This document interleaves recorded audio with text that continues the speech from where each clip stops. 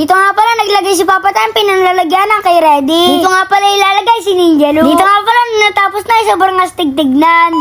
Birthday nga pala ni Lola. Kaya naman pumunta nga pala kami. Dito nga pala kinakanta na namin siya. Dito nga pala dala na naman ni Tampo ang kanyang paboritong tablet. Naglalaro nga pala siya ng manok na pula. Dito nga pala nagkakantahan na sila. Kaya naman happy birthday nga pala kay Lola. Dito nga pala binigyan ako ni Papa Tampi ng pagkain. Dahil nga pala kakain na kami. Dito nga pala namamasyal kami. Sobrang dami nga pala nagtitinda ng pellet. Bali tayo nga pala kay bilhin ni Papa Tampi. Dito nga pala okay lang yun. Sunod nga pala ako sa aking papa. Dito nga pala meron kami naisip gawin. Naisipan nga pala namin maglagay ng lalagyanan. Dito nga pala si Ninja Lu ang ilalagay namin dito. Dahil nga pala igagala namin ito sa New Year. Dito nga pala tinutulungan ko si Papa Tampi magsukat. Dito nga pala nakaputol na siya. First time niya nga pala itong gawin. Titignan nga pala natin kung successful ang kanyang gagawin. Kaya naman nagputol na nga pala siya ng mga bakal. Tapos nga pala ililinisin ni Papa Tampi yung gilid neta para hindi magkasugat. Dahil nga pala matutulis yun. Dito nga pala nilabas na ni Papa Tampi yung pamalakasan niyang pang-welding. Dito nga pala nag-welding na siya. Hindi nga pala siya marunong. Kaya naman inaaral niya nga pala na mabuti. Dito nga pala meron siyang ginagamit na special na salamin. Mga katampi, natapos na nga pala natin itong lagayan ng motor guys. Ayan. So ayan, dito yung lagayan ng gulong. Dito, mamaya makikita nyo kung paano to. Natitiklop nga pala ito guys. Init. Natitiklop yan. Ngayon bibili tayo ng tornilyo para dito. Kasi ang luwag ng tornilyo ko mga katampi. Ayan o, luwag.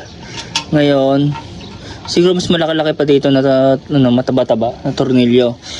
Ito guys, ganda nito mga katampi. Automatic to na nagdi-delay kapag nagwe-welding ka, kaya maganda to. Ito may parang may camera dito guys. Ayun oh.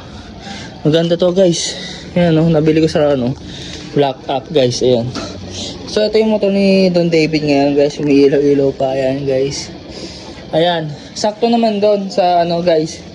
Dito yung gulong niya. Tapos bibili na lang tayo ng kadena. Tapos dito natin sasabit kadena, pipinturahan natin yan. Tara, bilhin na tayo ng kadena guys. Anong tornilyo. Maglalabas na tayo ng pintura. Ayan. Ayan, pipinturahan natin para hindi siya mangalawang guys. Una mong gagawin guys ay lilihain. Ayan, magliliha-liha ka lang dyan mga katampi. Para mga bukol-bukol matanggal at maging makinis guys. Ayan o. Ayos ba ang aking welding guys? Yan, liha-liha lang mga katampi. So ayan guys, pagpipintura na tayo. Maganda to guys. Hindi daw mga ngalawang yung inyong mga bakal guys oh. You know? Ganda oh. So ayan guys oh.